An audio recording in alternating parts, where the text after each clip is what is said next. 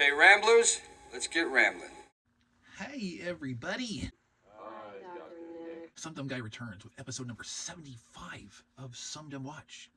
As always, this is my weekly series chronicling what I watch from my physical media home library, as well as any theatrical viewings I attend. Won't you join me for the celebration of some watching of physical media?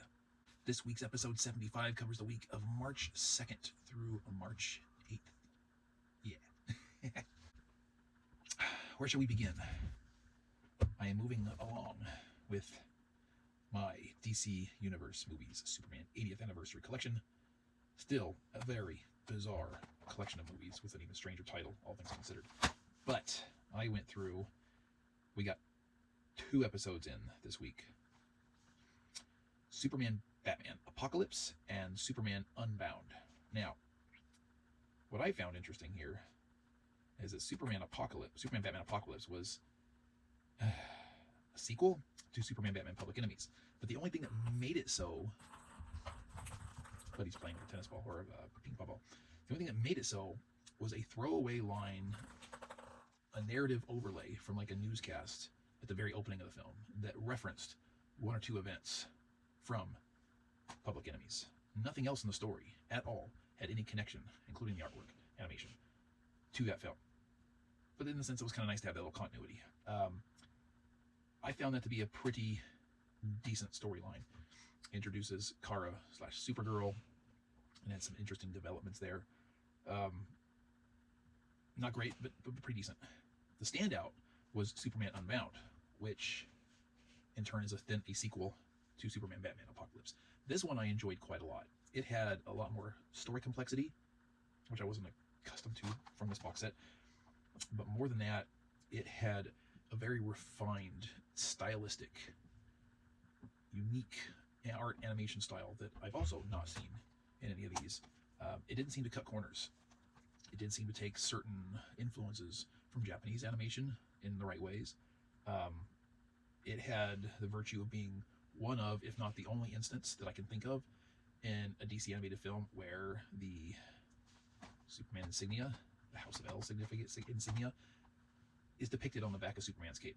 Usually that is not the case because animators can be lazy like that, and it's difficult to animate a logo, any kind of intricate detail on an animated flowing fabric that's constantly moving from wind, from movement, from body action, so forth and so on.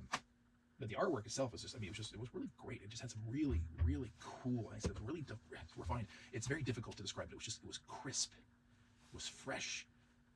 There was nothing wasted or sloppy about it, I thought.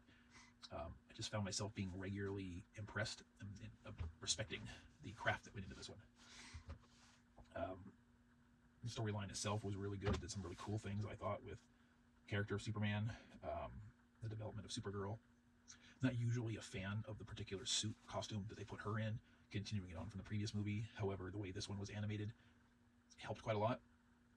I liked the way Lois was portrayed in this particular film. She was strong and commanding, but not in a way that in previous films she's been, like, for example, in Superman versus the Elite, where she was boss lady over Superman and just condescending and rude and just flat out bitchy in general. And it gave her it's kind of strange to say this, an air of sex appeal. It gave her a new style, a new look, new different kind of haircut, shorter hair, short, but shoulder length and kind of a stylish little do whatever.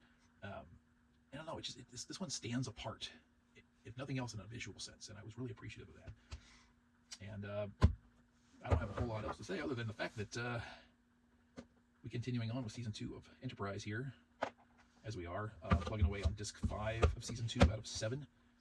I've had a busy week building a catio for somebody, converting a gazebo, so to speak.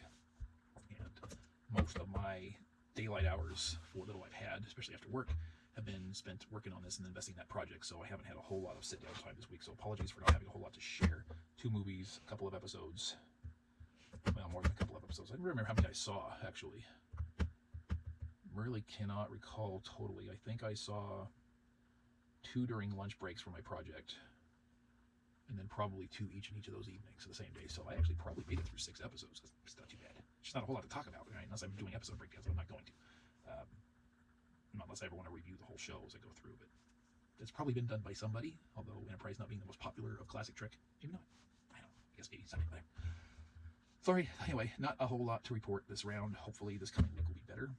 I've got unboxings. I have filmed a two-parter that's coming up in the next few days, as well as an unboxing and review of, which will air tomorrow or today, whatever order, once I get it edited.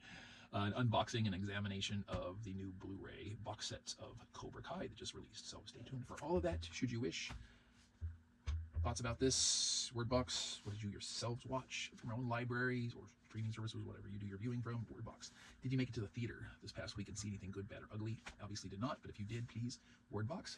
I was thinking about seeing The Bride, however, a casual glance at YouTube seems to be universally negative response to it. I haven't gone into details, so probably not going to have that one on my priority list, although I still want to see Crime 101 and Send Help, which I'd have to sneak into because it's a Rodent House production. We'll see. We will see. So anyway, thank you all for being here as per usual. Thank you for your participation where applicable. Love all of you for being here, watching, and commenting. And I will see you in videos to come. Until then, I'm going to make like a tree and get out of here. Alan,